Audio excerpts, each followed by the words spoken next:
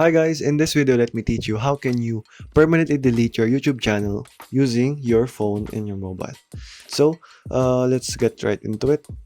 So all you have to do is go over and search for YouTube on your browser. So once you are here, make sure you are logged in. And once you are here, you should go ahead and press the three dots here and just press desktop site. So it should load the desktop version. And you just have to go ahead and tap on your profile picture here and go over to YouTube Studio here on the right side.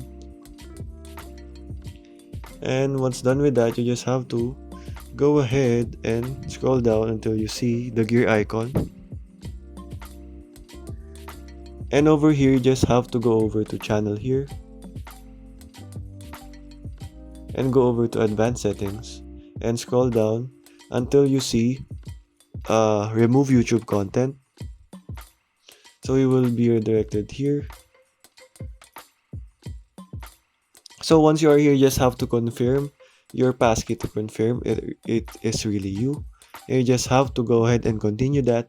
And once done with that, you just have to follow the steps to permanently delete your YouTube channel. It should give you an option to delete or take a break from YouTube. So all you have to do, if you want to permanently delete it, you just have to select that option, and you should be good to go, guys.